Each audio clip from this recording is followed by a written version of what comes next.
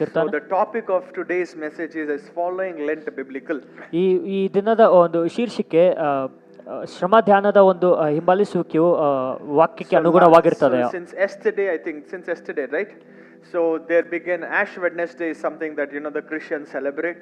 ನಿನ್ನೆಯಿಂದ ಬೂದಿ ಬುಧವಾರ ಒಂದು ಶುರುವಾಯಿತು. For the next 40 days they will be on a fasting. 40 ದಿನಗಳ ಕಾಲ ಅವರು ಉಪವಾಸ ಪ್ರಾರ್ಥನೆಯಲ್ಲಿ ಇರ್ತಾರೆ. After that 40 days we will have Good Friday. ಅದಾದ ನಂತರ ಶುಭ ಶುಕ್ರವಾರವಿರುತ್ತದೆ. And after Good Friday we will have a Resurrection Sunday service. ಅದಾದ ನಂತರ ಪುನರುತ್ಥಾನ ಸಭೆಯು ನಡೆಸಲ್ಪಡುತ್ತದೆ. Many of the young people in my church started asking me, Pastor, should I fast this 40 days?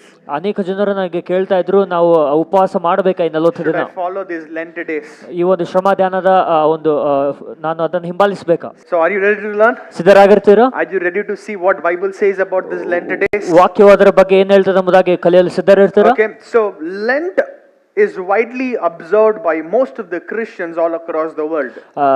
ಜಗತ್ತಿನಾದ್ಯಂತ ಶ್ರಮ ಧ್ಯಾನ ಎಂಬ ಒಂದು ವಿಷಯವು ಅವರು ನೋಡ್ತಾರೆ. Amen. Most of the Christians observe this, they practice this. ಬಹಳಷ್ಟು ಕ್ರೈಸ್ತರು ಅದನ್ನು ಹಿಂಬಾಲಿಸ್ತಾರೆ.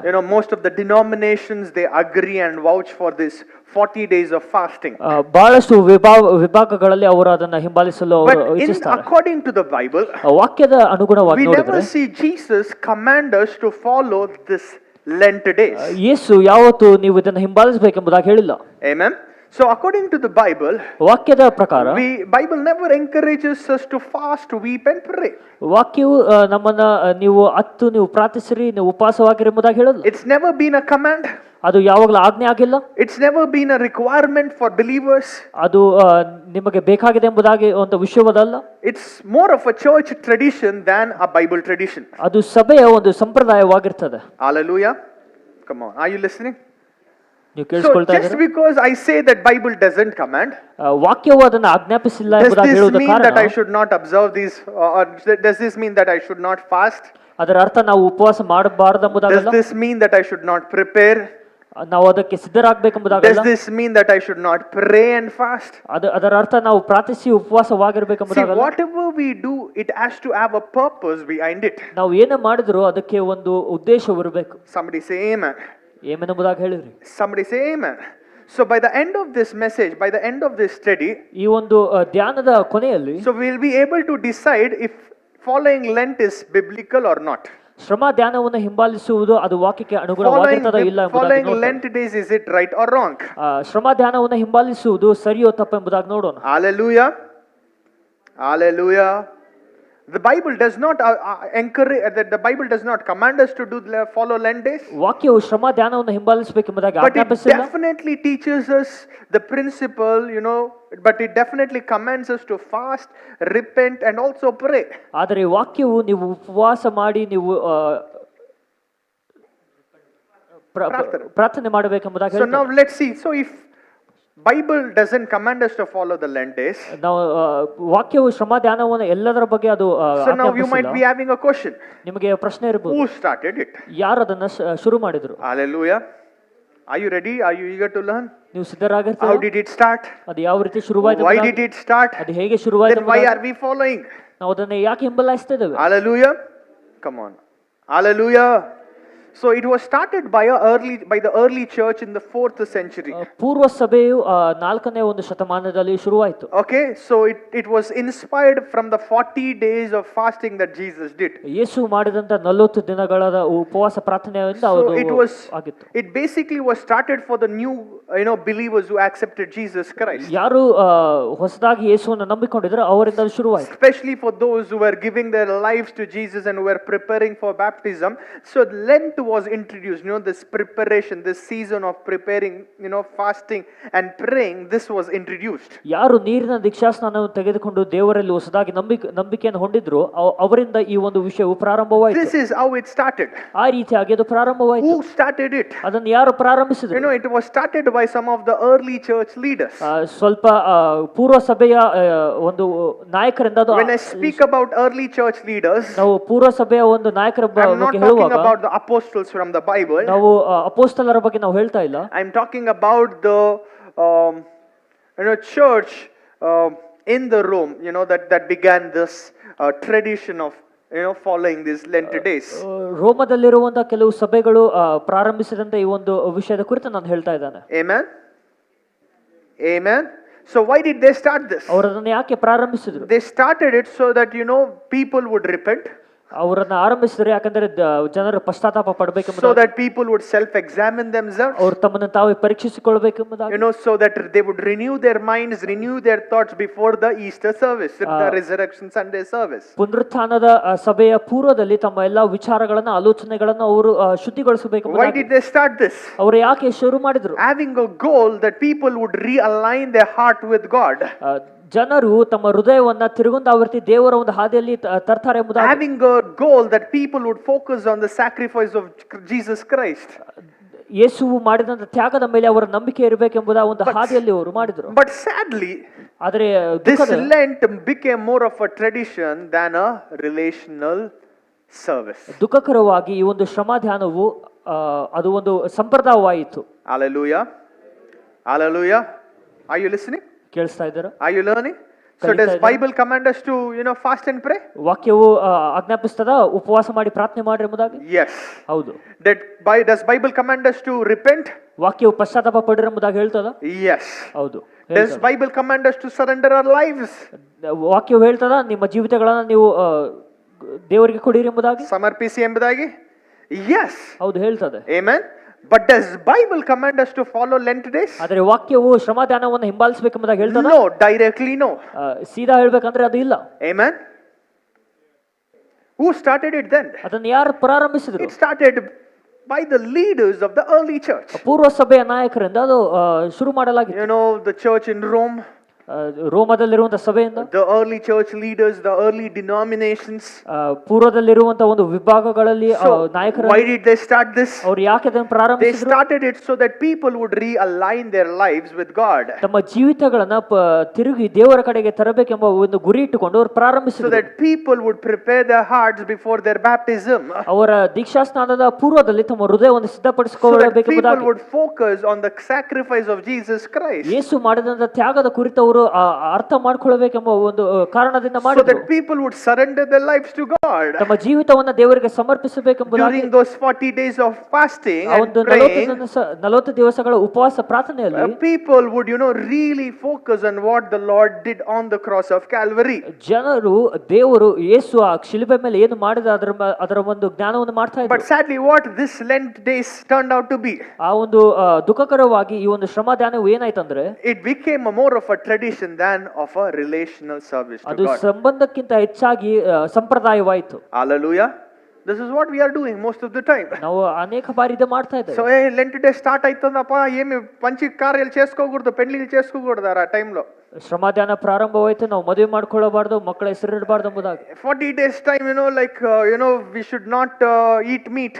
ಈ ಒಂದು 40 ದಿನ ನಾವು ನಾನ್ ವೆಜ್ ಅನ್ನು ತಿನ್ನಬಾರ್ದು. Amen. But after the next 40 days you can eat meat however you want. 40 ದಿನಗಳಾದ ನಂತರ ನೀವು ಮಾಂಸವನ್ನು ಎಷ್ಟು ಬೇಕಾದರೂ ಅಷ್ಟು ತಿನ್ನಬಹುದು. So it's more of a tradition than of a relational service or a relational connect with God.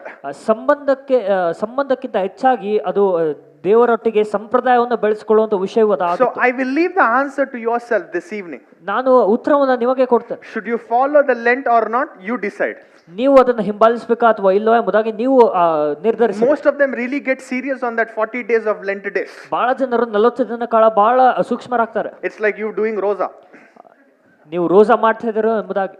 Hallelujah. There is no serious transformation.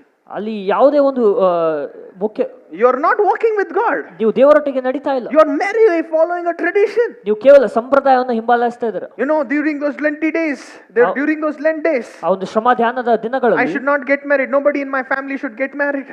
ನಾನು ಮತ್ತು ನನ್ನ ಸಭೆಯಲ್ಲಿ ನನ್ನ ಕುಟುಂಬದಲ್ಲಿ ಯಾರು ಮದುವೆ ಆಗಬಾರದು. We should ಆಗಬಾರದು. not have any good auspicious occasions happening in our family. ಒಳ್ಳೆಯ ಕಾರ್ಯಗಳು ನಮ್ಮ ಕುಟುಂಬದಲ್ಲಿ ಆಗಬಾರದು ಎಂಬುದಾಗಿ ವಿಚಾರಿಸ್ತಾರೆ. Hey, let me tell you something. ನಾನು ನಿಮಗೆ ಹೇಳಲು ಬಯಸುತ್ತೇನೆ. Every day is a day made by the Lord so that you can rejoice in the Lord. ಪ್ರತಿ ದಿನವೂ ದೇವರಿಂದ ಮಾಡಿರುವಂತ ದಿನವಾಗಿರ್ತದೆ, ಯಾಕಂದ್ರೆ ನೀವು ಅದರಲ್ಲಿ ಆನಂದಿಸಪಡಬೇಕೆಂಬುದಾಗಿ ದೇವರು ಮಾಡಿದ್ದಾನೆ. Jesus even told this. ಯೇಸು ಕೂಡ ಇದನ್ನು ಹೇಳ್ತಾನೆ. Because of you following these traditions, you have made the word of God of no effect. ನೀವು ಈ ಸಂಪ್ರದಾಯವನ್ನು ಹಿಂಬಾಲಿಸುವಂತ ಕಾರಣದಿಂದ ವಾಕ್ಯವು ಅದು ಯಾವುದೇ ಒಂದು ಮುಖ್ಯವನ್ನು ಹೊಂದಿಲ್ಲ ಎಂಬುದಾಗಿ ನೀವು ಹೇಳ್ತಾ ಇದ್ದೀರಿ. Whenever you keep a tradition more above than the word of God, ನೀವು ಸಂಪ್ರದಾಯವನ್ನು ವಾಕ್ಯಕ್ಕಿಂತ ಹೆಚ್ಚಾಗಿ ಇಡುವಾಗ you actually are telling God, you can't do anything, my traditions actually do everything. ನೀವು ದೇವರಿಗೆ ಹೇಳ್ತಾ ಇದ್ದಾರೆ, ದೇವರೇ ನಿನ್ನ ಕೈಯಾಗಿ ಏನಾಗಂಗಿಲ್ಲ, ನನ್ನ ಸಂಪ್ರದಾಯವು ಎಲ್ಲವೂ ಮಾಡ್ತದೆ ಎಂಬುದಾಗಿ. Hallelujah. Are you learning something this evening? ಕಲಿತಾ ಇದ್ದಾರೆ ಈ ಒಂದು ಸಂಜೆ ವೇಳೆಯಲ್ಲಿ? Come on, are you learning something this evening? ಕಲಿತಾ ಇದ್ದೀರಾ? See, some of us only fast during those 40 days. ನಾವು ಕೇವಲ 40 ದಿನಗಳ ಮಾತ್ರ But ನಾವು we ಉಪವಾಸ never ಮಾಡ್ತೇವೆ. fast any time after that 40 days. ಆ 40 ದಿನ ಆದ ನಂತರ ನಾವು ಉಪವಾಸ ಮಾಡೋದೇ ಇಲ್ಲ. We never fast any time before those 40 days. ಆ 40 ದಿನ ಪೂರ್ವದಲ್ಲಿ ನಾವು ಮಾಡೋದೇ ಇಲ್ಲ. Amen. Has anybody done that? ಅದನ್ನ ಯಾರು See, ಮಾಡಿದ್ದೀರಾ? most of the denominations have taught their church members that 40 days you become very serious with God. The next remaining whatever the days that you have in the year, live life recklessly. ಅನೇಕ ವಿಭಾಗಗಳಲ್ಲಿ ನಾಯಕರು ಅವರು ತಮ್ಮ ಸಭೆಗೆ ಏನ್ ಹೇಳ್ಕೊಟ್ಟಿದ್ದಾರೆ ಅಂದ್ರೆ 40 ದಿನಗಳ ಕಾಲ ಮಾತ್ರ ನೀವು ಉಪವಾಸ ಮಾಡಬೇಕು, ನೀವು ಸೂಕ್ಷ್ಮರಾಗಿರಬೇಕು, ಅದರ ನಂತರ ನೀವು ಹೇಗಾದ್ರೂ ಇರ್ಬೋದು. Amen. So sad, isn't it? ಎಷ್ಟು ದುಃಖವಾಗ್ತದೆ. Imagine there is a baby born in your family during that 40 days. ಊಹಿಸಿಕೊಳ್ಳ್ರಿ, ನಿಮ್ಮ ಒಂದು ಮನೆಯಲ್ಲಿ ಒಂದು ಮಗು ಹುಟ್ಟಿದೆ ಆ ಒಂದು 40 ದಿನ ಕಾಲದಲ್ಲಿ. And when you hold that baby, ಆ ಮಗುನ ಹಿಡ್ಕೊಂಡ will you cry looking at that baby or ನೀವು ಅಳ್ತೀರಾ, rejoice? ಮಗುವನ್ನ ನೋಡಿ ಅದರ ನಗ್ತೀರಾ? Come on, answer me. Will rejoice. If it was that denomination that you belong to, they should cry actually. ಆ ಒಂದು ವಿಭಾಗಕ್ಕೆ ಅವರು ಪಾತ್ರರಾಗಿದ್ದಾರೆ, ಅವರು ಅಳಬೇಕು. God, why did you give me? ದೇವರೇ, ಈ ಸಮಯದಲ್ಲಿ I am in a season of weeping. ನಾನು ಅಳುವಂತ ಒಂದು I am in a season of fasting. ಉಪವಾಸದ ಒಂದು ಸನ್ನಿವೇಶದಲ್ಲಿ ನಾನಿದ್ದೇನೆ. Hallelujah. ಆಶ್ ವೆಡ್ನೆಸ್ಡೇ ಬೂದಿ ಹಚ್ಕೊಳ್ಳೋದ್ರಿಂದ ನಿನ್ನ ಜೀವಿತ ಬದಲಾಗಂಗಿಲ್ಲ. ದೇವರ ವಾಕ್ಯ ನಿನ್ನ ಒಳಗೆ ಹೋಗುವುದರಿಂದ ಮೂಲಕ ನಿನ್ನ ಜೀವಿತ ಬದಲಾಗ್ತದೆ ಯೇಸುವಿನ ನಾಮದಲ್ಲಿ ಅಂತ ಹೇಳ್ರಿ. ಆಮೇನ್ ಅಂತ. ಆಮೇನ್. We Christians have become more traditional than relational. ನಾವು ಸಂಬಂಧಕ್ಕಿಂತ ಹೆಚ್ಚಾಗಿ ಸಂಪ್ರದಾಯಕ್ಕೆ ಬೆಲೆ ಕೊಡುವಂತರ ಆಗ್ಬಿಟ್ಟಿದ್ದೇವೆ. ಆಮೇನ್. Turn to your neighbor and say, ನಿಮ್ಮ ಪಕ್ಕದಲ್ಲಿ ನೋಡಿ, stop being religious. Stop being traditional. Turn. ನೀವು ಸಂಪ್ರದಾಯಕವಾಗಿ ಇರುವಂತವರನ್ನು ನೀವು ಬಿಡಿ. When you focus more on traditions, ಯಾವಾಗ ಸಂಪ್ರದಾಯಕ್ಕೆ ಹೆಚ್ಚು ಮಹತ್ವವನ್ನು ಕೊಡ್ತೀರಾ, you make the word of God of no effect. ನೀವು ವಾಕ್ಯದಲ್ಲಿ ಶಕ್ತಿ ಇಲ್ದಂಗೆ, ಪ್ರಭಾವ ಇಲ್ಲದಾಗೆ ನೀವು ಮಾಡ್ತೀರಾ. So this evening I'm going to be giving you certain points so that you would remember. ಈ ಸಂಜೆ ವೇಳೆಯಲ್ಲಿ ನಾವು ಕೆಲವು ವಿಷಯಗಳನ್ನು ನಿಮಗೆ ಹೇಳ್ತೇವೆ, ನೀವು ಜ್ಞಾಪಕ ಇಟ್ಟುಕೊಳ್ಳಲು. Okay, so how does Lent reflect and how does the word of God reflect in our lives? ಯಾವ ರೀತಿ ಶ್ರಮ ಧ್ಯಾನವು ಅದು ತೋರ್ಪಡ್ತದೆ, ಯಾವ ರೀತಿ ವಾಕ್ಯವು ನಮ್ಮ ಜೀವಿತದಲ್ಲಿ ತೋರ್ಪಡ್ತದೆ.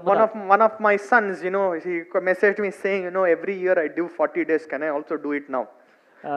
ನನ್ನ ಒಬ್ಬ ಆತ್ಮಿಕ ಮಗನು ನನಗೆ ಕೇಳಿದ್ರು, ನಾನು ಪ್ರತಿ ವರ್ಷ ನಾನು ಉಪವಾಸ ಮಾಡ್ತೇನೆ 40 ದಿನ, ಈ ಸತಿ ಕೂಡ ಮಾಡಬಹುದು. Word is coming, wait. ನಾನು ಹೇಳಿದೆ ವಾಕ್ಯ ಬರ್ತಾ ಇದೆ. Hallelujah. First point. ಮೊದಲನೇ ವಿಷಯ, fasting is biblical and it must be spirit led, not tradition led. ಉಪವಾಸವು ಅದು ವಾಕ್ಯದಿಂದ ಆಜ್ಞಾಪಿಸಲ್ಪಟ್ಟಿದೆ, ಅದು ಸಂಪ್ರದಾಯಕರವಾಗಿ ಇರಬಾರದು, ಅದು ಆತ್ಮದಿಂದ ನಡೆಸಲ್ಪಟ್ಟಿರಬೇಕು. Hallelujah. Everybody say it has to be spirit led. Amen. Don't get into fasting because yes, this is a 40 days of Lent time, I should fast. ಹೌದು, ಇದು 40 ದಿನಗಳ ಉಪವಾಸ ಪ್ರಾರ್ಥನೆ, ಅದಕ್ಕಾಗಿ ನೀವು ಉಪವಾಸ ಮಾಡಬೇಕೆಂಬುದಾಗಿ ವಿಚಾರಿಸಬೇಕು. Matthew chapter 4 verse 1 and 2, it says after Jesus was baptized, ಮತ್ತಾಯ 4ನೇ ಅಧ್ಯಾಯದಲ್ಲಿ ಹೇಳ್ತದೆ, okay, Jesus was led by the Spirit into the wilderness to be tempted by the devil. After fasting 40 days and 40 nights he was hungry. ಯೇಸು 40 ದಿನಗಳ ಕಾಲ ಉಪವಾಸ ಪ್ರಾರ್ಥನೆ ಮಾಡಿದ ನಂತರ ಆತನಿಗೆ ಹಸಿವಾಗಿತ್ತು. Hallelujah. Hallelujah. No, main focus ಏನು ಮಾಡು. It was Jesus' fasting was led by the Spirit of God. ಆತನ ಉಪವಾಸವು ದೇವರ ಆತ್ಮದಿಂದ ಅದು ನಡೆಸಲ್ಪಟ್ಟಿತು. It was not led by a tradition. ಅದು ಸಂಪ್ರದಾಯದಿಂದ ಆಗಿದ್ದಿಲ್ಲ. It was not led by a religious institution. ಅದು ಒಂದು ಧರ್ಮದ ಒಂದು ವಿಷಯವಾಗಿ ಅದು ನಡೆಸಲ್ಪಟ್ಟಿಲ್ಲ. It was not led by a doctrine. ಆತನು ಒಂದು ಸಿದ್ಧಾಂತದಿಂದ it was not led by a denomination. ಆತನು ಒಂದು ವಿಭಾಗಗಳಿಂದ ಆತನು ನಡೆಸಲ್ಪಟ್ಟಿದ್ದಿಲ್ಲ. It was led by the Spirit of God. ಆತನು ದೇವರ ಆತ್ಮದಿಂದ ನಡೆಸಲ್ಪಟ್ಟಿದ್ದನು. Hallelujah. Every time when you fast, ಯಾವಾಗ ನೀವು ಉಪವಾಸ ಮಾಡ್ತೀರೋ, you need to understand that needs to have a leading of the Spirit behind.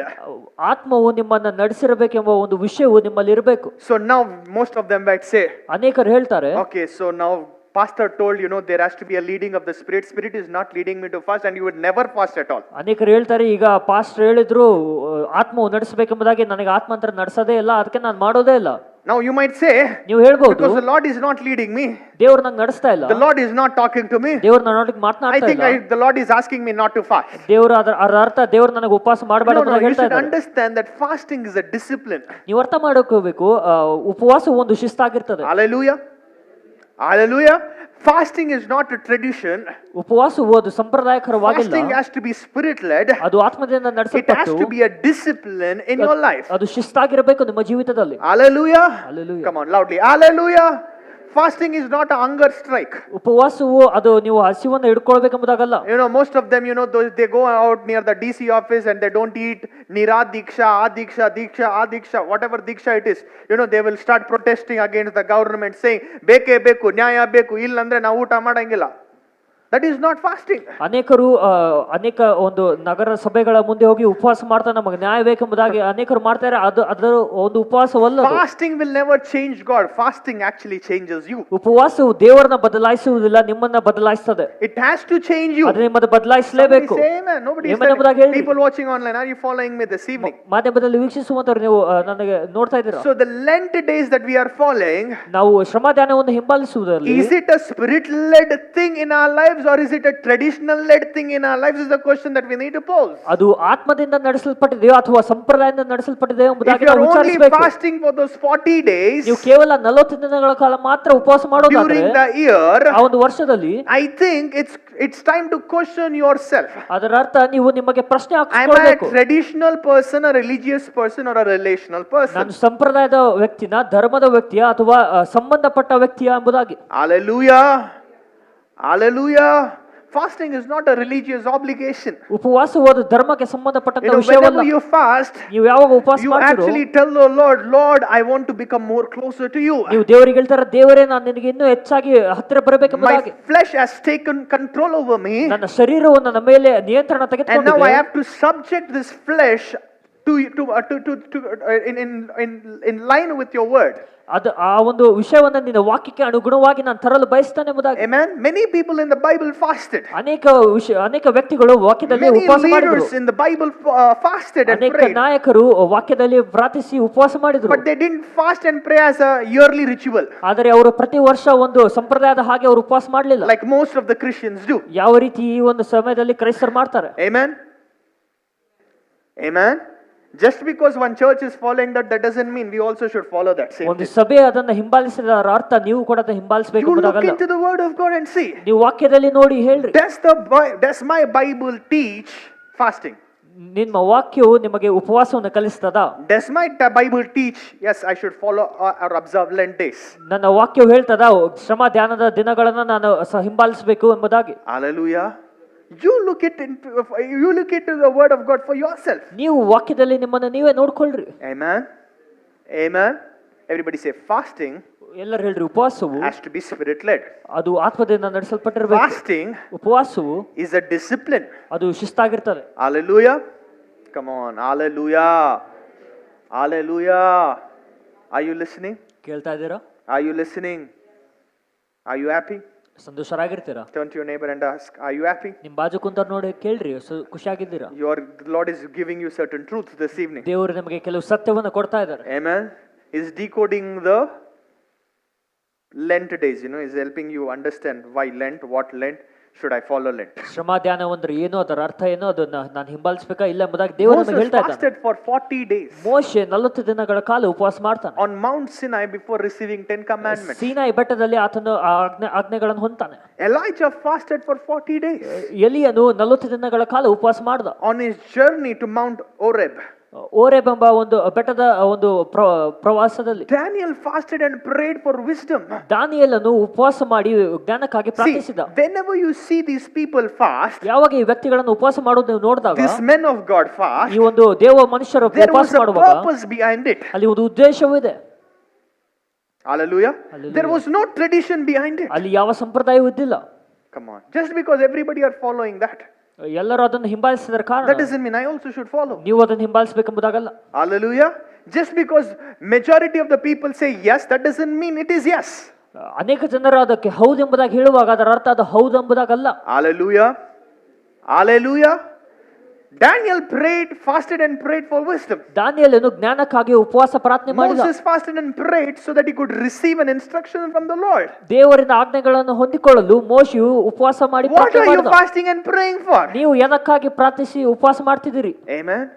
Because my church told me, my forefathers are also Christians. Every 40 days, every year we do this, so that is why I'm also doing it. ಯಾಕಂದ್ರೆ ನಮ್ಮ ಸಭೆ ಹೇಳ್ತು ಪ್ರತಿ ವರ್ಷ 40 ದಿನ ನಾವು ಉಪವಾಸ ಮಾಡ್ತೀವಿ, ಅದಕ್ಕೆ ನಾನು ಮಾಡಕತ್ತೀನಿ. ಗುಂಪುలో యేసప్ప, ಸಂಕలో ಬೈಬಲ್ ಅಪ್ಪ.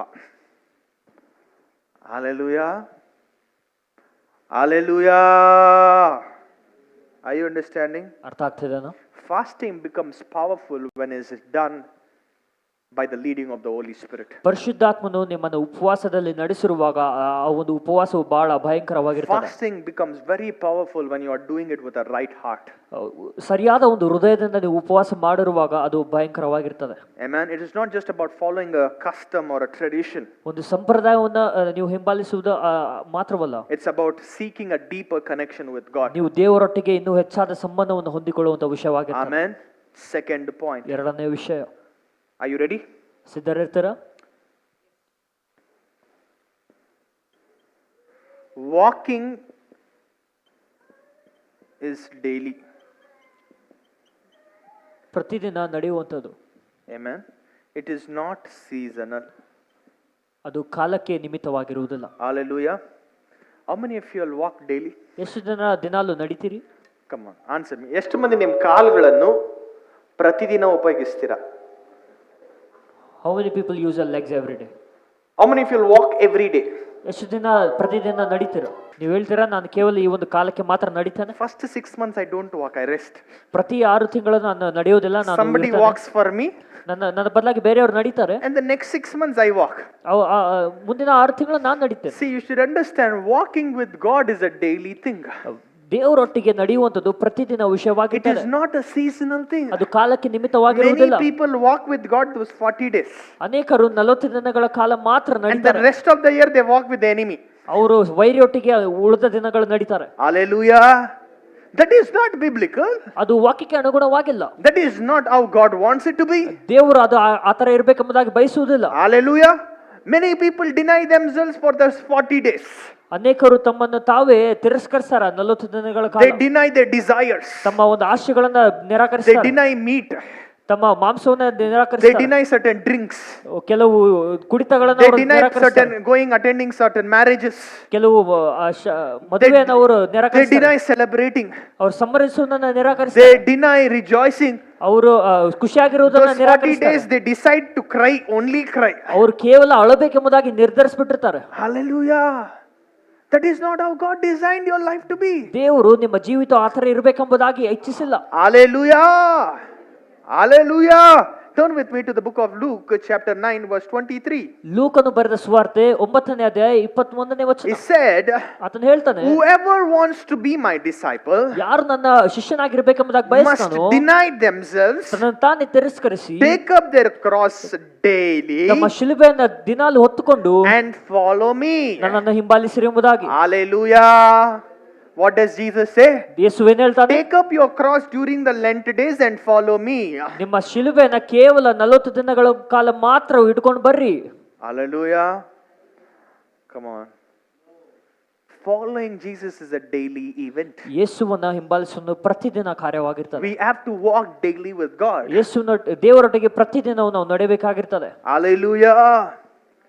Don't limit your fasting to a specific time in a year. ನಿಮ್ಮ ಉಪವಾಸವನ್ನು ಕೇವಲ ಒಂದು ಕಾಲಕ್ಕೆ ನಿಮಿತ್ತವಾಗಿ ಅದನ್ನು ಇಡಬೇಡಿರಿ. Are you understanding?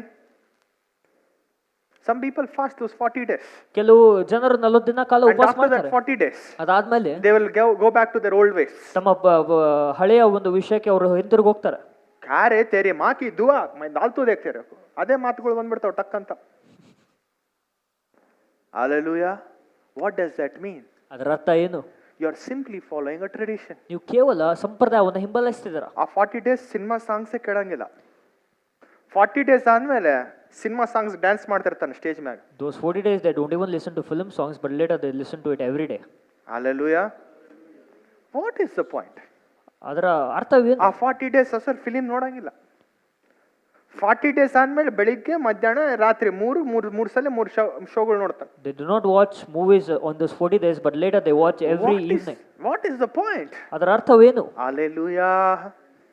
Hallelujah. Somebody say walking is a daily thing. ದೇವರೊಟ್ಟಿಗೆ ನಡೆಯುವುದು ಪ್ರತಿದಿನ ವಿಷಯವಾಗಿರ್ತಂಬುದಾಗಿ ಹೇಳಿರಿ. Jesus never said take up your cross for that 40 days and follow me. ಆ 40 ದಿನ ಮಾತ್ರ ನೀವು ಶಿಲುಬೆಯನ್ನು ಹಿಡ್ಕೊಂಡು ಬರ್ರಿ ನನ್ನಿಂದ ಅಂತ ಹೇಳಿಲ್ಲ. He said take up the cross and follow me every single day. ಪ್ರತಿದಿನವೂ ನನ್ನಿಂದ ಹಿಂಬಾಲಿಸಿರಿ ಆ ಶಿಲುಬೆಯನ್ನು ಹೊತ್ತುಕೊಂಡಂಬುದಾಗಿ ಯೇಸು ಹೇಳಿದ. True discipleship ನಿಜವಾದ ಒಂದು ಶಿಷ್ಯತ್ವ requires constant and a daily surrenderance to God. ಪ್ರತಿದಿನ ತಮ್ಮ ಜೀವಿತವನ್ನು ದೇವರಿಗೆ ಸಮರ್ಪಿಸುವಂತ ವಿಷಯವು ಬೇಕಾಗಿರ್ತದೆ. Guess what? Pharisees followed many religious traditions, ಅನೇಕ ಪರಿಸಾಯರು ಧರ್ಮದ ಒಂದು ವಿಷಯಗಳನ್ನು ಹಿಂಬಾಲಿಸಿದರು, including fasting. They fasted twice a week. ವಾರಕ್ಕೆ 2 ಸತಿ ಅವರು ಉಪವಾಸ At least you and me fast once a week. ನಾವು ಒಂದು ವಾರಕ್ಕೆ ಉಪವಾಸ ಮಾಡ್ತೀವಿ. Amen. But they would fast twice a week. ಅವರು ವಾರಕ್ಕೆ 2 ಸತಿ ಉಪವಾಸ ಮಾಡ್ತಾರೆ. But their hearts were far from God. ಆದರೆ ಅವರ ಹೃದಯ ದೇವರಿಂದ ದೂರಿತ್ತು. Amen. Jesus rebuked them. ಯೇಸು ಅವರಿಗೆ ಅವರು ಖಂಡಿಸಿದ. Because they were only following rituals. ಯಾಕಂದ್ರೆ ಅವರು ಕೇವಲ ಸಂಪ್ರದಾಯವನ್ನು ಹಿಂಬಾಲಿಸಿದರು. Without having a true transformation in their heart. ನಿಜವಾದ ರೂಪಾಂತರವು ಹೃದಯದಲ್ಲಿ ಇದ್ದಿಲ್ಲ. Hallelujah. Hallelujah. Some of us as Christians we only fast on Fridays.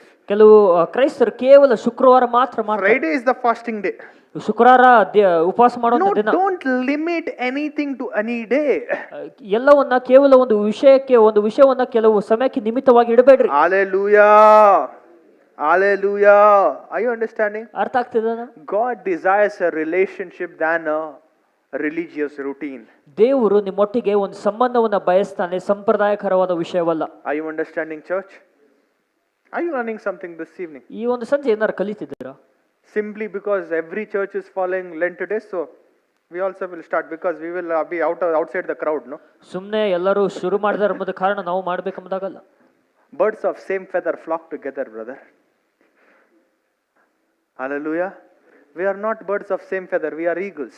ನಾವು ಒಂದೇ ರೀತಿ ಇರುವಂತ ರೆಕ್ಕೆಗಳ ಹಕ್ಕಿಗಳು ನಾವಲ್ಲ, ನಾವು ಹದ್ದುಗಳಾಗಿರ್ತೇವೆ. Our wings are designed differently. ನಮ್ಮ ರೆಕ್ಕೆಗಳು ವಿವಿಧವಾಗಿ ಅದು ಮಾಡಲ್ಪಟ್ಟಿದೆ. The way we fly is different. ನಾವು ಹಾರುವಂತ ವಿಷಯವು ಬೇರೆ ಆಗಿರ್ತದೆ. The way we hunt is different. ನಾವು ಬೆನ್ನಟ್ಟುವಂತ ವಿಷಯ ಬೇರೆ ಆಗಿರ್ತದೆ. Hallelujah. Hallelujah.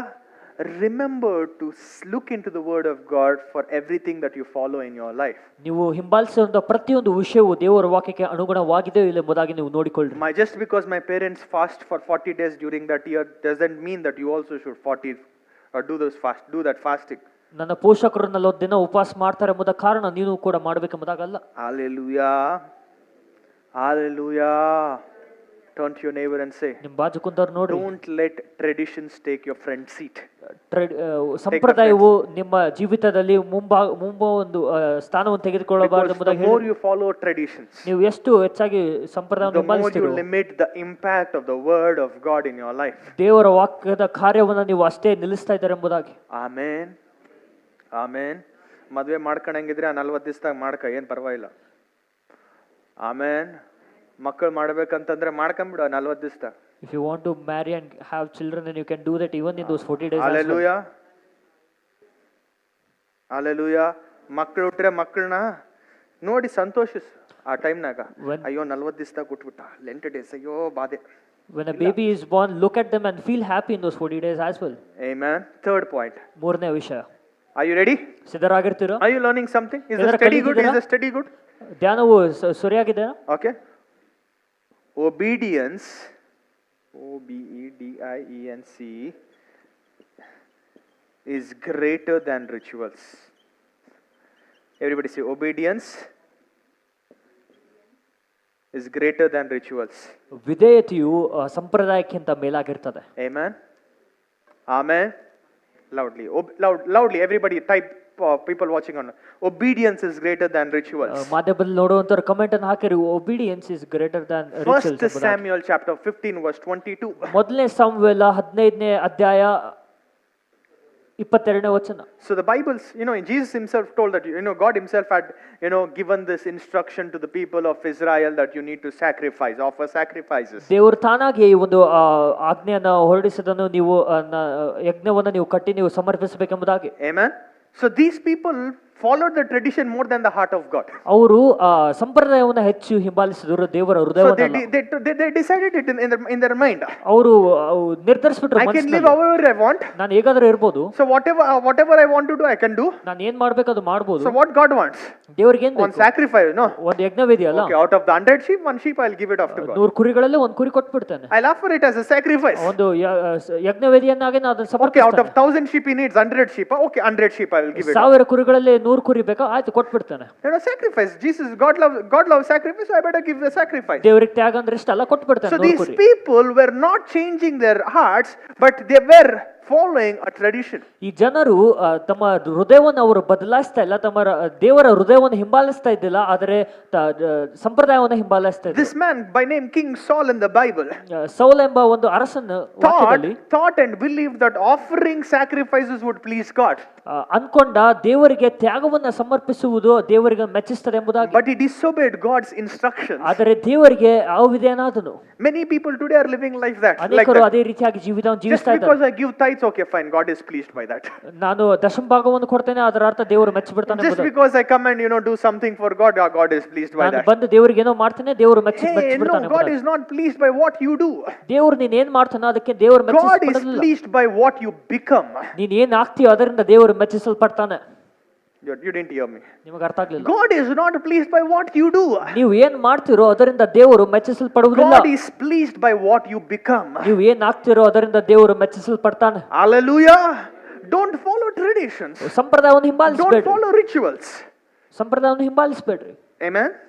Come on. Amen. For a religious person, this message would be a little difficult for you to take it. ಯಾರು ಧರ್ಮದ ವಿಷಯದಲ್ಲಿ ಇರ್ತಾರೋ ಅವರಿಗೆ ಇದು ತುಂಬಾ ಕಠಿಣವಾಗ್ತದೆ ಹೊಂದಿಕೊಳ್ಳಲು. For a person who follows traditions, this would be hard for them to receive. ಯಾರು ಸಂಪ್ರದಾಯವನ್ನು ಹಿಂಬಾಲಿಸ್ತಾರೋ ಅವರಿಗೆ ಇದು ಬಹಳ But let ಕಠಿಣವಾಗುತ್ತದೆ. us be people who will follow the word instead of the world. ನಾವು ಜಗತ್ತಿನಕ್ಕಿಂತ ಹೆಚ್ಚಾಗಿ ನಾವು ವಾಕ್ಯವನ್ನ ಹಿಂಬಾಲಿಸುವಂತ ವ್ಯಕ್ತಿಗಳಾಗಿರೋಣ. Hallelujah. Hallelujah. God is not looking for rituals. ದೇವರು ಸಂಪ್ರದಾಯಕ್ಕಾಗಿ ನೋಡ್ತಾ God is ಇಲ್ಲ. not looking for empty rituals. ದೇವರು Empty rituals. ಖಾಲಿಯಾಗಿರುವಂತ ಒಂದು ಸಂಪ್ರದಾಯವನ್ನು He ನೋಡ್ತಾ ಇಲ್ಲ. wants a heart that is surrendered to God. ಆತನಿಗೆ ಹೃದಯವು ತನಗೆ ಸಮರ್ಪಿಸುವಂತ He ವಿಷಯ wants a heart that is obedient to God. ನಮ್ಮ ಹೃದಯವು ಆತನಿಗೆ ವಿಧೇಯಕ್ಕೆ ಆಗಿರಬೇಕು ಎಂಬುದಾಗಿ I ಬಯಸ್ತಾನೆ. was asking one brother, what is your plan? What are you doing these days? ಈ ಒಂದು ದಿನಗಳಲ್ಲಿ ನೀವೇನ್ ಮಾಡ್ತಾರೆ ಎಂಬುದನ್ನು ಕೇಳಿದ್ರು. He told, sir, 40 days, Lent days, no, I have to be serious. ಅವ್ರು ಹೇಳಿದ್ರು 40 ದಿನ ಅಲ್ಲ, ನಾನು ಬಹಳ ಸೂಕ್ಷ್ಮನಾಗಿರ್ಬೇಕು. Amen. But after that 40 days, ಆ ಒಂದು 40 ದಿನ ಆದ್ಮೇಲೆ you will not be serious. Huh? ಗಂಭೀರವಾಗಿರುವುದಿಲ್ಲ. Hallelujah. Come on. Hallelujah. Are you understanding, church? ಅರ್ಥ ಆಗ್ತಿದೇನಾ ಸಭೆ? Are you understanding, ಅರ್ಥ church? ಆಗ್ತಿದೇನಾ? Is this helping you? ಸಹಾಯ ಆಗ್ತಿದೇನಾ ಇದು? Is this helping you? ಇದು ಸಹಾಯವಾಗ್ತಿದೇನಾ? Everybody say, obedience ಪ್ರತಿಯೊಬ್ಬರು ಹೇಳ್ರಿ, is greater than ವಿಧೇಯತೆಯು rituals. ವಿಧೇಯತೆಯು Lovely. People watching online. Right? ಸಂಪ್ರದಾಯಕ್ಕಿಂತ ಹೆಚ್ಚಾಗಿರ್ತದೆ. Amen. Obedience is greater than rituals. Mark chapter 7 verse 6 and 7. ಮಾರ್ಕನು 7ನೇ ಅಧ್ಯಾಯ 6 ಮತ್ತು 7ನೇ ವಚನ. So Jesus is telling you, ಯೇಸುವಿಲ್ಲಿ ಹೇಳ್ತಾ ಇದ್ದಾರೆ, these people honor me with their lips, ಈ ಜನರು ತಮ್ಮ ತುಟಿಗಳಿಂದ ನನ್ನನ್ನು ಗೌರವಿಸ್ತಾರೆ, but their hearts are far from me. ಆದರೆ ಹೃದಯವು ನನ್ನಿಂದ ದೂರವಾಗಿದೆ. They worship me in vain. ಅವರು ನನ್ನನ್ನ ಆರಾಧಿಸ್ತಾರೆ, ಒಂದು They worship me in vain. ಸುಮ್ಮನೆ ಆರಾಧಿಸ್ತಾರೆ. Amen. And their teachings are merely human rules. ಅವರ ಒಂದು ಬೋಧನೆಯು ಕೇವಲ ಮನುಷ್ಯನ ಒಂದು ನಿಯಮಗಳಾಗಿರ್ತವೆ. Hallelujah. This is what we are doing as Christians most of the time. ಕ್ರೈಸ್ತರಾಗಿ ನಾವು ಅನೇಕ ಬಾರಿ ಇದೇ ಮಾಡ್ತಾ ಇದ್ದೇವೆ. Amen. Our hearts are not surrendered to God. ನಮ್ಮ ಹೃದಯವು ದೇವರಿಗೆ ಸಮರ್ಪಿಸಿಲ್ಲ. We think that by tithing we please God. ನಾವು ಅನ್ಕೊಂತೇವೆ ದಶಂಭಾಗ ಕೊಡೋದ್ರಿಂದ ದೇವರು ಮೆಚ್ಚಿಬಿಡ್ತಾರೆ. What is the point? You tithe, but there is no serious change in your heart. ನೀವು ದಶಂಭಾಗ ಕೊಟ್ಟು ನಿಮ್ಮ ಹೃದಯದಲ್ಲಿ ಬದಲಾವಣೆ ಇಲ್ಲಂಬುದಾಗಿದ್ದರೆ ಅದರ ಅರ್ಥ ಏನು? In fact, in this church, I told many people not to tithe. ಈ ಸಭೆಯಲ್ಲಿ ನಾನು ಬಹಳ ಜನರಿಗೆ ಹೇಳ್ಬಿಟ್ಟೇನೆ, ನೀವು ದಶಂಭಾಗ ಕೊಡ್ಬೇಡ್ರಿ. Amen. You know why? ಯಾಕೆ ಗೊತ್ತಾ? Because they think that if I tithe, God is pleased. ಅವ್ರು ಅನ್ಕೋತಾರೆ, ನಾನು ದಶಂಭಾಗ ಕೊಟ್ರೆ ದೇವರು ಮೆಚ್ಚಿಬಿಡ್ತಾನೆ. I said, without you in the church, there is no point. Or there is no room for your tithe in the church. ನೀವು ಈ ಸಭೆಯಲ್ಲಿ ಇಲ್ಲದೆ ನಿಮ್ಮ ದಶಂಭಾಗಕ್ಕೆ ಕೂಡ ಈ ಒಂದು ಸಭೆಯಲ್ಲಿ ಸ್ಥಳದಲ್ಲಿ ಸ್ಥಳವಿಲ್ಲ ಎಂಬುದಾಗಿ. King Saul tried to impress God that way. ಆ ರೀತಿ ದೇವರನ್ನು ಮೆಚ್ಚಿಸುವಂತ ವಿಷಯಗಳಲ್ಲ. King Saul tried to impress God that way. ಸೌಲನು ಆ ರೀತಿ ಮೆಚ್ಚಿಸಲು He ಪ್ರಯತ್ನಿಸಿದ. told Samuel, ಆತ ಹೇಳ್ದ ಸಮುವೇಲನೇ, God told him, kill all the Amalekites, don't even spare anybody.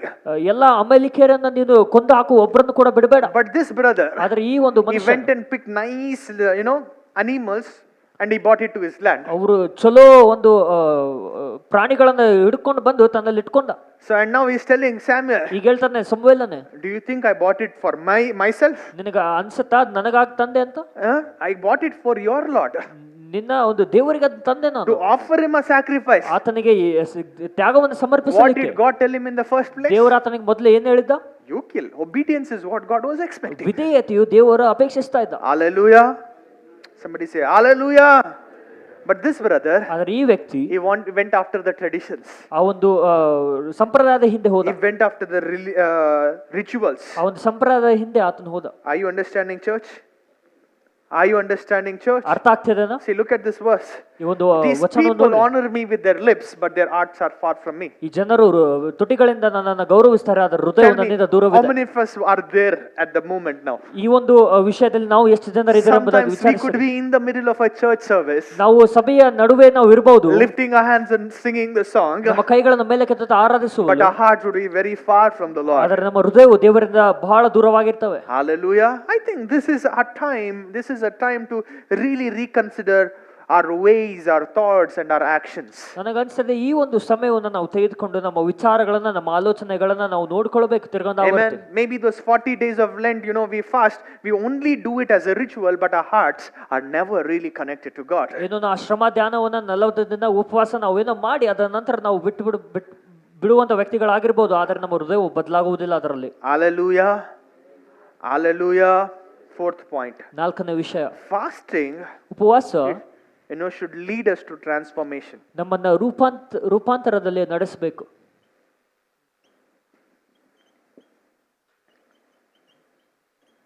Hallelujah. Are you understanding, church? ಅರ್ಥ ಆಗ್ತಿದೇನಾ ಸಭೆ? Are you understanding, church? ಅರ್ಥ ಆಗ್ತಿದೇನಾ? Fasting, ಉಪವಾಸವು should lead us to transformation. ನಮ್ಮನ್ನ ರೂಪಿಸುವಿಕೆಯಲ್ಲಿ ನಡೆಸಬೇಕು. It has to lead us to self-denial. ನಮ್ಮನ್ನ ನಾವೇ ತಿರಸ್ಕರಿಸುವಂತ ವಿಷಯಕ್ಕೆ ಅದು ನಡೆಸಬೇಕು. Everybody say self-denial. ಸ್ವ ತಿರಸ್ಕಾರ ಎಂಬುದಾಗಿ ಹೇಳಿರಿ. Amen. Bible says die daily. ವಾಕ್ಯ ಹೇಳ್ತದೆ ಪ್ರತಿದಿನ ಸಾಯಿರಿ. Amen. Most of them think die is the other way die, other die. ಸಾಯುವುದೆಂಬುದು ಅಂದ್ರೆ ಸತ್ತೋಗುವುದೆಂಬುದಾಗಿ ವಿಚಾರಿಸ್ತಾರೆ. ತಲೆಗೆ ಹಚ್ಕೊಂತಾರಲ್ಲ ಆ dye. Hallelujah. That is not what Jesus is talking about. ಯೇಸು ಅದರ ಬಗ್ಗೆ ಹೇಳ್ತಾ ಇಲ್ಲ. He's telling you need to die for yourself. ನೀವು ನಿಮಗಾಗಿ ನೀವು ಪ್ರತಿದಿನ ಸಾಯಬೇಕು ಅಂತ ಹೇಳ್ತಾರೆ. ನೀವು ತಿರಸ್ಕರಿಸಬೇಕು ಎಂಬುದಾಗಿ ಹೇಳ್ತಾರೆ. Pick up his cross. ಆತನ ಶಿಲುಬೆಯನ್ನು ಹೊತ್ತುಕೊಂಡು and follow him daily. ಪ್ರತಿದಿನ ಆತನ ಹಿಂದೆ ಹಿಂಬಾಲಿಸಬೇಕು ಎಂಬುದಾಗಿ ಹೇಳ್ತಾರೆ. Wearing the cross around your neck will not change your life. ನಿಮ್ಮ ಕೊರಳಿನಲ್ಲಿ ಶಿಲುಬೆಯನ್ನು ಹಾಕಿಕೊಂಡು ಹೋಗುವುದು ನಿಮ್ಮನ್ನು ಬದಲಾಯಿಸುವುದಿಲ್ಲ. Carrying the cross will change your life. ಶಿಲುಬೆಯನ್ನು ಹೊತ್ತುಕೊಂಡು ಹೋಗುವುದು ನಿಮ್ಮನ್ನು ಬದಲಾಯಿಸುತ್ತದೆ. Amen. Hallelujah. Hallelujah. Are you understanding? ಅರ್ಥ ಆಗ್ತದೆ ನೋಡ್ರಿ ಗುಡ್ ಫ್ರೈಡೆ ದಿವಸ ನೋಡ್ರಿ ಬಾಬಾ ದೊಡ್ಡ ಪ್ರೊಸೆಷನ್ ನಡೀತದ ಬಳ್ಳಾರ್ಯಾಗ. ಅವ್ನು ಕುಡ್ದಿರ್ತಾನೆ ಯೇಸುಪ್ರಭು, ಒಡ್ಸ್ಕೊಂತಿರ್ತಾನ, ಶಿಲುಬೆ ತಗೊಂಡು ಹೋಗ್ತಾ ಇರ್ತಾನ. Hallelujah. Hallelujah. That is not what God is expecting. ದೇವರು ಅದನ್ನು ಅಪೇಕ್ಷಿಸ್ತಾ ಇಲ್ಲ. God is expecting a transformation in our lives. ದೇವರು ರೂಪಾಂತರವನ್ನು ನಮ್ಮ ಜೀವಿತದಲ್ಲಿ ಅಪೇಕ್ಷಿಸ್ತಾ He is ಇದ್ದಾನೆ. expecting a change in our lives. ಒಂದು ಬದಲಾವಣೆಯನ್ನು ಆತನ ಅಪೇಕ್ಷಿಸ್ತಾ ಇದ್ದಾನೆ. Okay, open with me to the book of Isaiah chapter 58 verse 6 and 7. ಯೆಶಾಯ 56ನೇ ಅಧ್ಯಾಯ 5 ಮತ್ತು 6ನೇ ವಚನವನ್ನು ಓಪನ್ ಮಾಡ್ರಿ. Amen. 58 verse 6 and 7. Isaiah 58 verse 6 and 7. 58ನೇ ಅಧ್ಯಾಯ 5 ಮತ್ತು 6ನೇ ವಚನ. No, this is the kind of fasting I want. See, what is the kind of fasting that God wants? ಯಾವ ರೀತಿ ಉಪವಾಸ ದೇವರಿಗೆ ಬೇಕು? Free those who are wrongly imprisoned. ಯಾರು ತಪ್ಪಾಗಿ ಜೈಲಿನಲ್ಲಿದ್ದಾರೆ ಅವರನ್ನ ಬಿಡುಗಡಿಸುವಂತದ್ದು. Lighten the burden of those who work for you. ಯಾರು ನಿಮಗಾಗಿ ಕಾರ್ಯ ಮಾಡ್ತಾರೋ ಅವರ ಒಂದು ಭಾರವನ್ನ ಹಗುರ ಮಾಡುವುದು. Let the oppressed go free and remove the chains that bind people. ಯಾರು ಜನರನ್ನ ಕಟ್ಟಿ ಹಾಕ್ತಿದ ಆ ಒಂದು ಸರ್ಪಡೆಗಳನ್ನ ನೀವು ಮುರಿಯುವಂತದ್ದು. Hallelujah. Hallelujah. In a spiritual sense. ಆತ್ಮಿಕ ಒಂದು ವಿಷಯದಲ್ಲಿ What is he talking about? ನಾನು ಅದರ It's ಐಸಾ ಏನು talking ಹೇಳ್ತಾ about ಇದ್ದಾನೆ? carrying the gospel. ಆತನು ವಾಕ್ಯವನ್ನು ಹೊಂದಿಕೊಂಡು ಹೋಗುವಂತ ಬಗ್ಗೆ ಮಾತನಾಡ್ತಾ ಇದ್ದಾನೆ. It is carrying the gospel to the people who are lost. ಸುವಾರ್ತೆಯನ್ನ ಯಾರು ಕಳೆದು ಹೋಗಿದಾರೋ ಅವರಿಗೆ ತೆಗೆದುಕೊಂಡು It ಹೋಗಬೇಕು is about carrying the gospel to people who are stuck in sin, ಯಾರು ಪಾಪದಲ್ಲಿ ಸಿಲುಕಿದಾರೋ ಅವರಿಗೆ ಸುವಾರ್ತೆಯನ್ನು who are ಹೊತ್ತುಕೊಂಡು ಹೋಗಬೇಕು. oppressed, ಯಾರು ಕುಂದಿ who ಹೋಗಿದ್ದಾರೆ, are chained, ಯಾರು ಸರಪಳಿಯಲ್ಲಿದ್ದಾರೋ, who are imprisoned, who are living in that sin. ಯಾರು ಆ ಒಂದು ಪಾಪದ ಒಂದು What do ಸೆರೆಮನೆಯಲ್ಲಿದ್ದಾರೋ we do? ನಾವು ಏನ್ Is ಮಾಡ್ಬೇಕು? fasting enough? ನಾವು ಉಪವಾಸ ಅಷ್ಟೇ ಸಾಕಾ? No, no, no, no, no. ಇಲ್ಲ, Go take the gospel. ಸುವಾರ್ತೆಯನ್ನು ತೆಗೆದುಕೊಂಡು ಹೋಗ್ರಿ. Go talk about Jesus. ಯೇಸುವಿನ ಬಗ್ಗೆ Talk ಮಾತನಾಡ್ರಿ. about the Savior who has died for them. ರಕ್ಷಕನ ಬಗ್ಗೆ ನೀವು ಮಾತನಾಡ್ರಿ, ಯಾರು ಅವರಿಗೋಸ್ಕರ ಪ್ರಾಣವನ್ನು ಕೊಟ್ಟಿದ್ದಾನೋ. Hallelujah. Hallelujah. Fasting is not for you to gain pity from people. ಉಪವಾಸವು ನೀವು ಜನರಿಂದ ದಯೆಯನ್ನು ಹೊಂದ್ಕೊಳ್ಬೇಕೆಂಬುದಾಗಲ್ಲ. Amen. When people fast, ಯಾವಾಗ they ಜನರು will ಉಪವಾಸ ಮಾಡ್ತಾರೋ make it look so obvious that people should ask him, fasting undava? ಅವರು ಅನ್ಕೋಬೇಕು, ನೀವು ಫಾಸ್ಟಿಂಗ್ ಮಾಡಕತ್ತೀರಾ ಎಂಬುದಾಗಿ. Hallelujah. Come on. Come on. Yeah. Next verse, 7th verse. ಮುಂದಿನ ವಚನ 7th verse. Share your food with the hungry. ಯಾರು ಹಸಿರಾಗಿರ್ತಾರೋ ಅವರಿಗೆ ನೀವು ನಿಮ್ಮ And ಊಟವನ್ನು, give shelter to the homeless. ಯಾರು ಮನೆಯಿಲ್ಲ ಅವ್ರಿಗೆ ಮನೆ ಕೊಟ್ಟು, Give clothes to those who need them. ಯಾರಿಗೆ ಅರಿವಿ ಇಲ್ಲ ಅವರಿಗೆ ಅರಿವಿಯನ್ನು And ಕೊಟ್ಟು, do not hide from relatives. You need your help. ನಿಮ್ಮ ಸಂಬಂಧಿಕರಿಂದ ನಿಮಗೆ ಬೇಕಾದ ಸಹಾಯವನ್ನು ಮುಚ್ಚಿಡಬೇಡ್ರಿ. How many of us fast this way? ಈ ರೀತಿಯಾಗಿ ನಾವು ಎಷ್ಟು ಜನರು This is a ಮಾಡ್ತೇವೆ. biblical kind of fasting. ಉಪವಾಸವು ವಾಕ್ಯದ ಪ್ರಕಾರ ಈ ರೀತಿಯಾಗಿರ್ತದೆ. Hallelujah. Come on. Hallelujah. Come on. Now you are fasting. ಈಗ ನೀವು ಉಪವಾಸ ಮಾಡಕತ್ತೀರಿ. Many people think if I fast, I can save some ration in my house.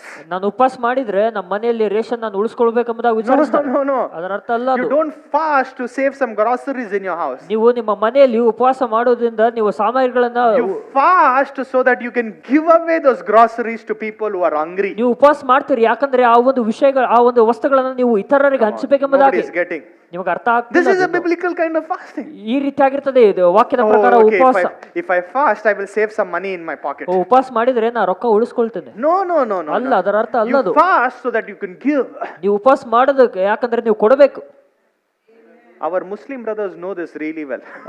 ನಮ್ಮ ಮುಸಲ್ಮಾನ್ ಬಾಂಧವರಿಗೆ ಅದು ಬಹಳ ಚೆನ್ನಾಗಿ ಗೊತ್ತಿದೆ. During those 40 days, they fast and they also give. ಆ 40 ದಿನ ಅವರು ಉಪವಾಸ ಮಾಡ್ತಾರೆ, ಅವರು ಕೊಡ್ತಾರೆ ಕೂಡ. But tell me, how many of us as Christians fast and also give? ಕ್ರೈಸ್ತರಾಗಿ ನಾವು ಎಷ್ಟು ಜನ ಆ ತರ ಉಪವಾಸ ಮಾಡಿ ಕೊಡ್ತೀವಿ. That is why, whenever, I told some of our church members, you would come and tell me, when they're in the season of fasting, I would show the scripture and tell, whenever you fast, you don't just fast to save up money. You don't just fast so that you could save up your food. That one meal, save it, sacrifice and bless somebody. ಅನೇಕರು ನನ್ನ ಬಳಿಗೆ ಬಂದು ನಾನು ಉಪವಾಸ ಮಾಡ್ತಾ ಇದ್ದೇನೆ ಎಂಬುದಾಗಿ ಹೇಳುವಾಗ ನಾನು ಅವರ ಕಡೆಗೆ ಬಂದು ಈ ಒಂದು ವಚನವನ್ನು ತೋರಿಸಿ ಅವರಿಗೆ ನಾನು ಹೇಳುವುದೇನೆಂದ್ರೆ, ನೀವು ಉಪವಾಸ ಮಾಡುವುದು ನೀವು ತೆಗೆದು ಇಟ್ಕೊಳ್ಬೇಕೆಂಬುದಾಗಲ್ಲ, ಆ ವಿಷಯವನ್ನು ಇನ್ನಿತರರಿಗೆ ಹಂಚಬೇಕೆಂಬುದಾಗಿ. If you are fasting, ನೀವು ಉಪವಾಸ ಮಾಡೋದಾದ್ರೆ, for example, ಉದಾಹರಣೆಗೆ, let's say your meal costs, every 3 meals of your day costs, how much? 300 rupees. Let's say 300 or 400 rupees. ಪ್ರತಿದಿನ 3 ಹೊತ್ತುಗಳ ಊಟ 400 ರೂಪಾಯಿ ಬರ್ತೈತೆ ಎಂಬುದಾಗಿ ವಿಚಾರಿಸ್ರಿ. Okay, so now that 400 rupees ಆ ಒಂದು 400 ರೂಪಾಯಿ into 40, 40ಕ್ಕೆ ಗುಣಿಸಿದ್ರೆ 1600 ರೂಪಾಯಿ ಆಗ್ತದೆ. 16,000 rupees. Amen. That 40 days you save up 16,000. 16,000 ಆಗ್ತದೆ. And that 16,000 ಆ ಒಂದು 16,000 to go and bless somebody who is hungry. ಯಾರು ಉಪವಾಸ ಮಾಡ್ತಿದಾರೋ ಅವ್ರಿಗೆ ಹೋಗಿ ಅದು ಆಶೀರ್ವಾದಕರವಾಗಿರ್ಬೇಕು. Nobody is agreeing with me. Amen. Nobody is agreeing. Okay, don't agree with me. Agree with the words. ನನಗೆ ನೀವು ಒಪ್ಕೊಳ್ಬೇಡ್ರಿ, ವಾಕ್ಯವನ್ನು ಒಪ್ಪಿಕೊಳ್ಳಿ. How many will give clothes to the people who are in need of clothes? ಯಾರಿಗೆ ಅರಿವಿ ಬೇಕು ಅವರಿಗೆ ನಾವು ಎಷ್ಟು ಜನ ಅರಿವಿ ಕೊಡ್ತೀವಿ. God is not telling you you have to do outside your capacity. God is not asking you to do outside your capacity. ನಿಮ್ಮ ಒಂದು ಸಾಮರ್ಥ್ಯದಿಂದ ಹೊರಗೆ ನೀವು ಬಂದು ಮಾಡಬೇಕೆಂಬುದಾಗಿ ದೇವರು ಹೇಳಲ್ಲ. ಸಾಲ ಮಾಡಿ ಬೇರೆಯವರಿಗೆ ಬಟ್ಟೆ ಕಿಸ್ಕೊಡು ಅಂತ ಹೇಳ್ತಾ ಇಲ್ಲ, ನಿನ್ನ ಹತ್ರ ಇರೋದೇ ಕೊಡು. Hallelujah. Come on. Hallelujah. ಸಾಲ ಮಾಡಿ ಬಿರಿಯಾನಿ ಮಾಡಿ ಕೊಡು ಅಂತ ಹೇಳಿಲ್ಲ. God doesn't ask you to ask money from someone else and give it to someone else. Amen. Whatever you have, ನಿಮ್ಮ ಕಡೆ ಏನಿದೆಯೋ bless those who are in need. ಜನರಿಗೆ ಯಾರಿಗೆ ಬೇಕೋ ಅದನ್ನ ಆಶೀರ್ವದಿಸಿ. Can I hear an amen? Amen ಎಂಬುದಾಗಿ ಹೇಳ್ಬೋದಾ? Amen. Fasting is not just about giving up food. ಉಪವಾಸವು ಕೇವಲ ಊಟವನ್ನು ಕೊಡೋದು ಮಾತ್ರವಲ್ಲ, Fasting is a lifestyle of living a righteous life. ನೀತಿವಂತಿಕೆಯ ಜೀವಿತದ ಒಂದು ಜೀವ ಶೈಲಿ ಅದಾಗಿರ್ತದೆ. Fasting is a lifestyle of living a life filled with justice of God. ದೇವರ ಒಂದು ನ್ಯಾಯವನ್ನು ಹೊಂದಿದಂತ ಜೀವನ ಶೈಲಿ ವಿಷಯ ಉಪವಾಸವಾಗಿರ್ತದೆ. Fasting is a lifestyle being filled by the love of God in our hearts. ನಮ್ಮ ಹೃದಯದಲ್ಲಿ ದೇವರ ಪ್ರೀತಿಯನ್ನು ತುಂಬಿಸುವಂತ ವಿಷಯ ಉಪವಾಸವಾಗಿರ್ತದೆ. Hallelujah. Some people avoid sweets during that fasting. ಕೆಲವು ಜನರು ಸಿಹಿ ತಿನ್ನಿಸುವಿಕೆಯನ್ನ ಅವರು They give up ನಿರಾಕರಿಸ್ತಾರೆ, on meat during that fasting season, ಮಾಂಸವನ್ನ ನಿರಾಕರಿಸ್ತಾರೆ, but they don't give up on pride in their hearts. ಅವರ ಗರ್ಭವನ್ನು ಅವರು ನಿರಾಕರಿಸುವುದಿಲ್ಲ, Garva. ಗರ್ಭವನ್ನ ನಿರಾಕರಿಸುವುದಿಲ್ಲ, They don't give up on ego. ಅವರು on their ego. ತಮ್ಮ ಅಹಮನ್ನ ಅವರು They ನಿರಾಕರಿಸುವುದಿಲ್ಲ, don't give up on that bitter attitude that ಆ they ಒಂದು carry. ಕೈತನದ ಒಂದು ಸ್ವಭಾವವನ್ನು ಅವರು They ಬಿಡುಕೊಡೋದಿಲ್ಲ, don't want to give up on the unforgiving heart that they carry. ಅವರು ಕೊಡಬಾರದ ಮುಂದಂತ ಒಂದು ವಿಷಯದ They ಅವರು don't want ಬಿಡುವುದಿಲ್ಲ. to give up on the sin that they've been living in. ಅವ್ರು ಯಾವ ಪಾಪದಲ್ಲಿದ್ದಾರೋ ಆ ಪಾಪದ ಒಂದು ಬಿಡಬೇಕೆಂಬುದಾಗಿ ಅವರು ವಿಚಾರಿಸುವುದಿಲ್ಲ. Hallelujah. Hallelujah. Fasting results a life that is changed. Results in a life that is changed. ಉಪವಾಸದ ಫಲಿತಾಂಶ ಜೀವಿತ ಬದಲಾದ ಜೀವಿತ ಎಂಬುದಾಗಿ. Amen. Amen. Are you understanding? ಅರ್ಥ ಆಗ್ತಿದೇನು? Are you understanding? ಅರ್ಥ The ಆಗ್ತಿದೇನು? book of Jonah, chapter 3, verse 5 and 10. ಯೋನ 3, 5 ಮತ್ತು 10. The people of Nineveh fasted and repented at Jonah's preaching. ಯೋನನ ಒಂದು ಬೋಧಿಸುವಿಕೆಯಿಂದ ಜನರು ಉಪವಾಸ ಮಾಡಿ ಪ್ರಾರ್ಥನೆ ಮಾಡಿದ್ರು. Amen. Are you understand? ಅರ್ಥ ಆಗ್ತಿದೆ? They didn't just only fast. ಅವರು ಕೇವಲ ಉಪವಾಸ ಮಾಡಲಿಲ್ಲ, They also changed their ways. ಅವರು ತಮ್ಮ ಹಾದಿಗಳನ್ನು ಕೂದಲ ಬದಲಾಯಿಸಿದ್ರು. They didn't just give up on their food, ಅವರು ತಮ್ಮ ಊಟವನ್ನ ಮಾತ್ರ but they ಬಿಟ್ಕೊಳ್ಳಿಲ್ಲ, also changed their actions. ತಮ್ಮ ಕ್ರಿಯೆಯನ್ನು ಕೂಡ ಅವರು Can I ಬದಲಾಯಿಸಿದ್ರು. hear an amen? ಎಂಬುದಾಗಿ Can I ಕೇಳಬಹುದು. hear an amen? So you fast for 40 days, 100 days, whatever days you want, you fast. ನೀವು ಎಷ್ಟು as ದಿನ the Lord ಬೇಕೋ leads ಅಷ್ಟು you. ನೀವು ಉಪವಾಸ ಮಾಡ್ರಿ, ದೇವರು But there ನಡೆಸಿದಾಗ. has to be a serious change in your life. ಆದ್ರೆ ಅಲ್ಲಿ ನಿಜವಾದ ಬದಲಾವಣೆ ಇರಬೇಕು. Amen. Come on. Amen. ಆಮೇಲೆ ಎಂಬುದಾಗಿ ಹೇಳ್ರಿ. You are still struggling with those girl issues every day. ಇನ್ನು ನೀವು ಪ್ರತಿದಿನ ಅದೇ ಒಂದು ಸ್ತ್ರೀ ವಿಷಯದಲ್ಲಿ ನೀವು You are ಸಿಲುಕಿದ್ದೀರ. still struggling with that boy issues, those relationship issues even after the fasting. ಇನ್ನು ನೀವು ಉಪವಾಸದ ನಂತರ ಅದೇ ವಿಷಯದಲ್ಲಿ ನೀವು ಇದ್ದೀರಾ ಎಂಬುದಾಗಿ.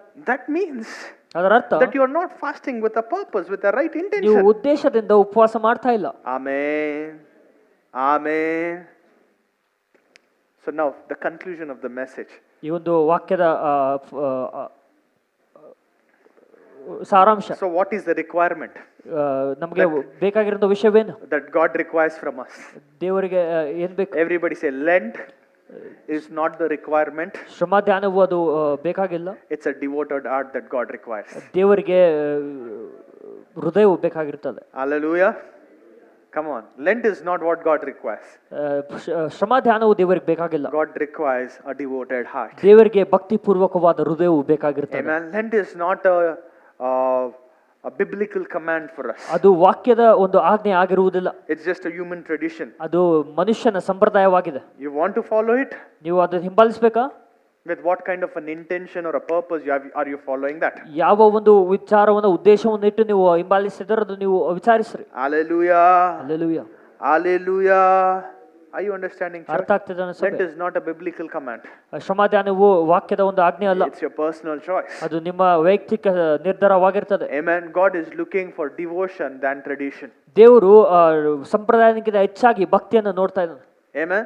So if you're only following tradition ನೀವು ಕೇವಲ ಸಂಪ್ರದಾಯವನ್ನು ಹಿಂಬಾಲಿಸ್ತಾ ಇದ್ರೆ, without having the leading of the Spirit of God in it, ಪರಿಶುದ್ಧಾತ್ಮನ ನಡೆಸದೇ ಇರುವಂತ ಒಂದು ಸನ್ನಿವೇಶ without ಇದ್ದಾಗ, having a serious change in your life, ಒಂದು ಸೂಕ್ಷ್ಮವಾದ ಬದಲಾವಣೆಯು ನಿಮ್ಮಲ್ಲಿ ಇಲ್ಲ ಎಂಬುದಾಗಿದ್ರೆ, without doing the things that Bible commands us to do, ವಾಕ್ಯವನ್ನು ಹೇಳುವಂತ ವಿಷಯವನ್ನು ಮಾಡದೇ ಇರುವಾಗ so there is no point in you doing a fasting. ಉಪವಾಸ ಮಾಡುವುದರಲ್ಲಿ ಅರ್ಥವೇ ಇರುವುದಿಲ್ಲ ಪ್ರಿಯ. Hallelujah. So now you answer yourself. ನೀವು ನಿಮಗೆ ನೀವು Should ಉತ್ತರಿಸಿಕೊಳ್ಳಿ, I follow Lent or not?